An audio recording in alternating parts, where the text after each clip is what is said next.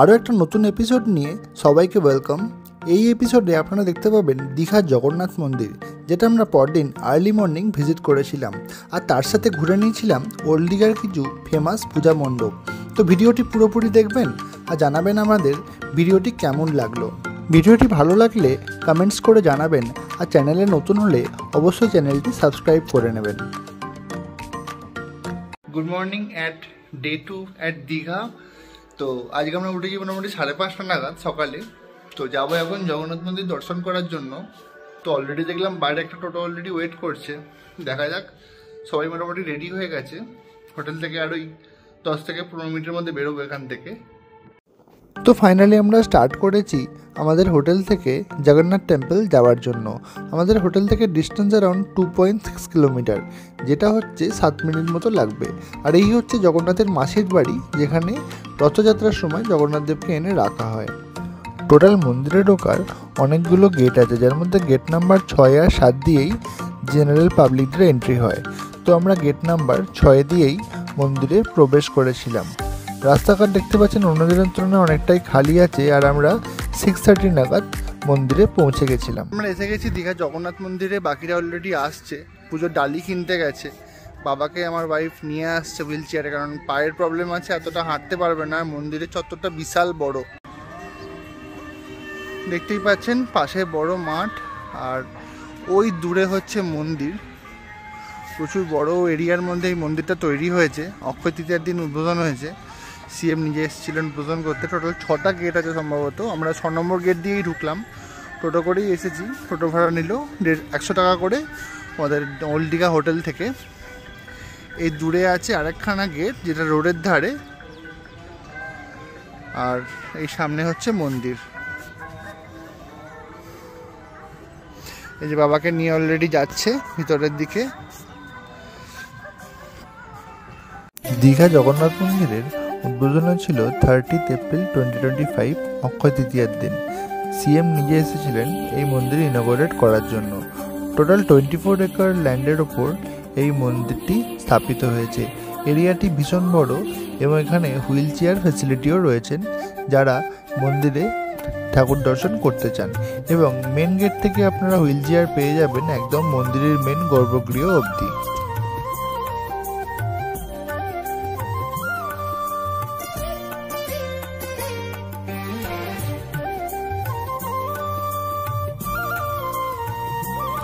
ওই যে দূরের মন্দিরটি, যার মাথায় ধ্বজা উঠছে, সেখানেই মন্দিরের মেন বিগ্রহগুলিকে রাখা আছে। যদিও এখানে পুরীর মতো এখনো ধ্বজা পরিবর্তন করা হয় না। মন্দিরের এরিয়াটা সত্যি খুব বিশাল বড়।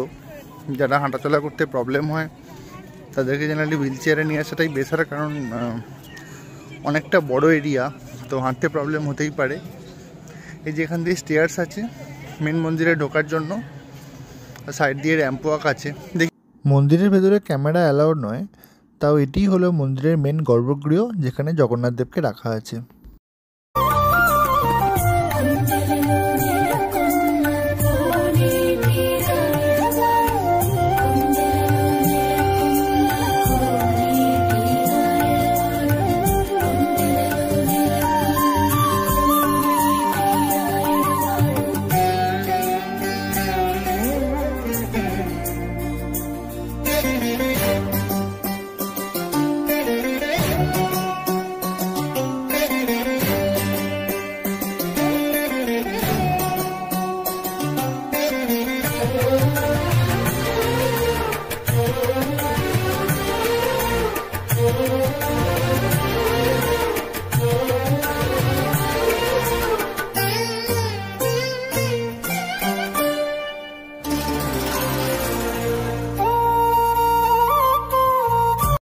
ফাইনালি আমরা মন্দির থেকে ফিরে গেছি, আর এই হলো আমাদের হোটেলের কার পার্কিং, যেটি হলো হোটেল অরবিটোর একদম অপোজিটে। আর এই সোজা এলে হচ্ছে হোটেল ইন্দ্রনীল, যেখানে আমরা কালকে এসে উঠেছিলাম। এই হচ্ছে হোটেলের এন্ট্রান্স। হোটেলের ফোন নাম্বার দেখতেই পাচ্ছেন। টোটাল 4টে ফ্লোর আছে, আর এই সিঁড়ি দিয়ে আমরা ছিলাম হোটেলের ফার্স্ট ফ্লোরে।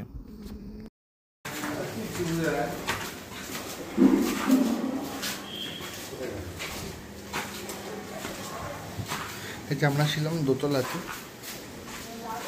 এই যে আমাদের রুম ছিল এখানে 202, 205 আর 203। ব্রেকফাস্ট করতে যাচ্ছি ওপরে। তো মন্দির থেকে ফিরে গেছি অনেকক্ষণ হলো, ঘরে একটু রেস্ট নিচ্ছিলাম, যাই গিয়ে ব্রেকফাস্টে করে আসি। দীঘা এসেছি আর একদিনও সমুদ্র স্নান কি মিস করলে হয়? তো আমরা পরের দিনও একটু রেস্ট নিয়ে বেরিয়ে পড়েছি সমুদ্রে স্নান করতে যাওয়ার জন্য। আমাদের হোটেল থেকে ডিস্টেন্স 2 to 3 মিনিটস। দেখতেই পাচ্ছেন এই রাস্তা দিয়ে রাইট টার্নে আমরা এলাম এবং সোজা এসে এই যে মোড়, এখান থেকে আমাদের নিতে হবে রাইট টার্ন নিয়ে কিছুটা সোজা গেলেই হচ্ছে হোটেল সিগাল, যেখানে সামনেই হচ্ছে সি বিচ। তো মোটামুটি সব মিলিয়ে হোটেল থেকে ডিস্টেন্স হচ্ছে ওই 3 to 4 মিনিটস। তো আপনারা যদি সস্তার মধ্যে বাজেট ফ্রেন্ডলি হোটেল খোঁজেন পার্কিং শুদ্ধ, তো অবশ্যই আপনাদের ব্যারিস্টার কলোনিতে হোটেল ইন্দ্রলিনকে রেকমেন্ড করব, যেখানে আমাদের পার হেড নিয়েছিল নন এসিতে 700 করে 4 টাইমস খাবার দিয়ে, আর এসিতে ছিল সেটা 850 করে। এদের এই রেটটা সারা বছরই থাকে। ওই যে দূরের রাস্তাটি দেখছেন, ওখান দিয়ে আমরা এলাম।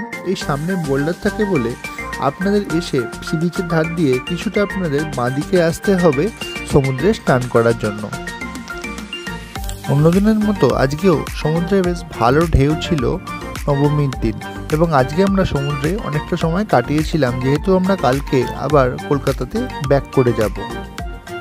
আজকে আমাদের হোটেলে দুপুরের মেনুতে ছিল আমিষ পদ, এখানে ছিল ভাত, ডাল, তরকারি, মাছের ঝাল, চাটনি, পাঁপড়, সব মিলিয়ে একটা বাঙালি পেট ভরা খাবার দাবার। তো একটু রেস্ট নিয়ে আমরা বেরিয়ে পড়লাম আবার সমুদ্রের ধারে কিছুটা টাইম স্পেন্ড করার জন্য। আর আজকে আমাদের প্ল্যান ছিল সি বিচের ধারে যে পুজোগুলো হয়েছে সেগুলো একটু ভিজিট করার, তো সেগুলোই আজকে আপনাদের দেখাবো।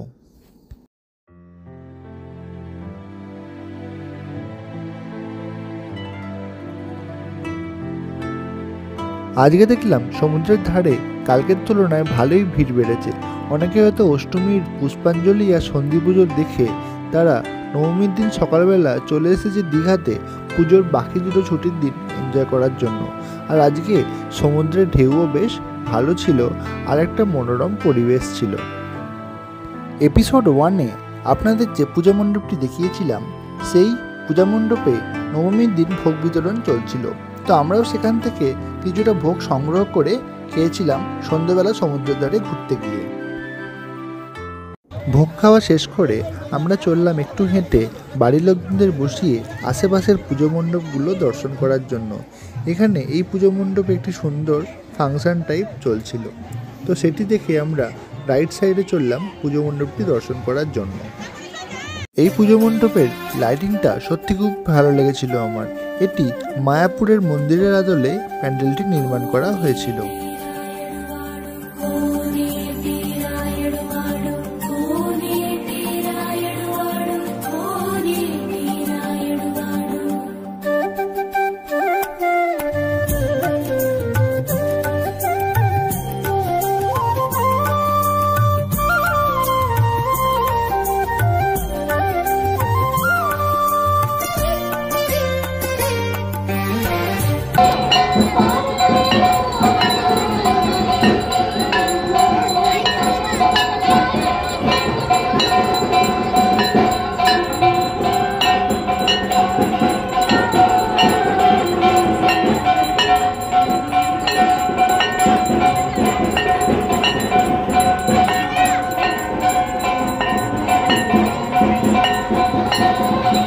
এই পুজো মণ্ডপটি দেখা কমপ্লিট করে আমরা এলাম মার্কেটটি পেরিয়ে আরেকটি পুজো মণ্ডপ দর্শন করার জন্য, যেটি কেদারনাথ মন্দিরের আদলে তৈরি করা হয়েছিল।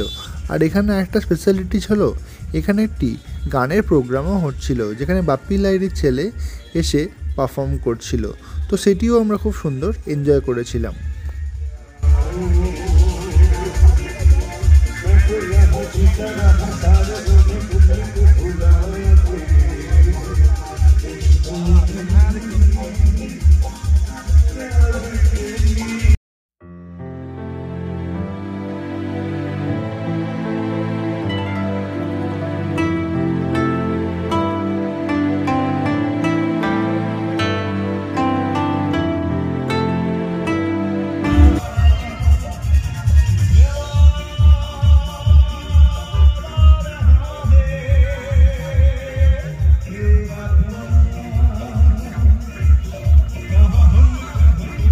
ঠাকুর দেখা তো হলো, এবার একটু পেট পুজো না করলে হয়।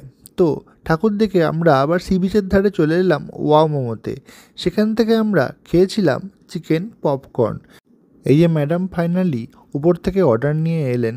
আমাদের নিয়েছিল জাম্বো প্যাকটি 179, টোটাল ওই 200 মতো। যদিও খাবারের কোয়ান্টিটি খুবই কম ছিল, আর আমরা সমুদ্রের ধারে টুকটাক কফি আর ভোগ খাওয়ার জন্য পেট ভর্তি থাকার দরুন আর তেমন কিছু এখানে অর্ডার দিইনি। খাওয়া দাওয়া শেষ, এবার আমরা ফিরে যাচ্ছি আবার সি বিচের ধারে, যেখানে আমাদের বাবা মারা বসে আছে সেখানে। যেহেতু আজকে আমাদের শেষ দিন দীঘাতে, তাই আমরা দীঘা সি বিচের ধারটা সত্যি খুব এনজয় করছিলাম। আর দেখতেই পাচ্ছেন কালকের তুলনায় আজকে অনেক বেশি লোকজন এসেছে। পাহাড়ের মতোই সমুদ্র আমার খুব ভালো লাগে। এর আগের ভিডিওতে হয়তো আপনারা দেখেছেন, আমরা এসেছিলাম মন্দারমণি এই বছরই জানুয়ারি মাসে। হঠাৎ করে সমুদ্রের ধারে এসে গেল বৃষ্টি, যেটি কলকাতাতে অলরেডি অষ্টমী থেকেই শুরু হয়েছিল। তো আমরা আর কি করা, টোটো করে ফিরে চললাম আমাদের হোটেলের পথে, কারণ আমাদের প্যাকিং শেষ করে রাখতে হবে, যেহেতু আমাদের কাল সকালে আবার কলকাতায় ফেরার প্ল্যান। আর আজকে আমাদের মেনুতে ছিল ভাত, রুটি আর তার সাথে চিকেন। কারণ খাবারের কোয়ালিটি সত্যি খুব ভালো ছিল। এখানে দুপুরে আর রাতে মাছ আর মাংসের অল্টারনেটিভ থাকে। যদি দুপুরে হয় মাছ, তাহলে এখানে রাত্রিরে হয় চিকেন। রাইস চিকেনে এখানে জেনারেলি ফ্রায়েড রাইস আর চিলি চিকেনই বানিয়ে দেয়। কলকাতায় বৃষ্টির পর ফাইনালি দীঘাতেও শুরু হলো বৃষ্টি। এই আমার গাড়ি খুব দূরে দাঁড়িয়ে আছে, অলরেডি ভিজছে, কিছু করার নেই।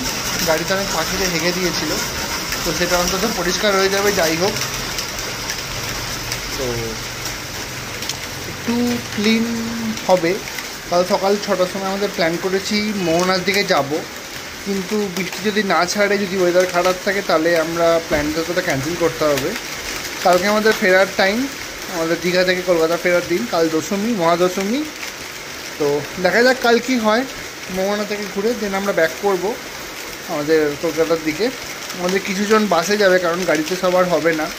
আবার বাকিরা যেমন যারা এসেছিলাম তারা সবাই মিলে আবার গাড়ি করেই কলকাতা ব্যাক করব।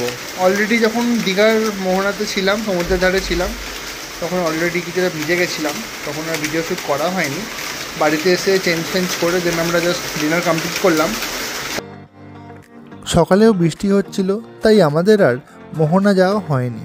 আমরা ফাইনালি প্যাকিং সেরে বেরিয়ে পড়লাম আমাদের গন্তব্য কলকাতার উদ্দেশ্যে, আমাদের ঘরের উদ্দেশ্যে।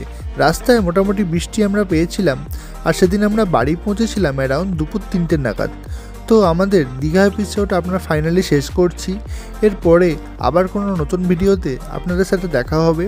ভিডিওটি কেমন লাগলো অবশ্যই আমাদের জানাবেন। আর যদি ভিডিওটি ভালো লাগে নিশ্চয়ই বন্ধুদের সাথে শেয়ার করবেন, আর তাদের সাথে মিলিয়ে একটি দীঘার প্ল্যান বানিয়ে নেবেন। দেখা হচ্ছে আপনাদের সাথে পরের এপিসোডে, পরে কোনো নতুন গন্তব্যে। ততক্ষণের জন্য টাটা।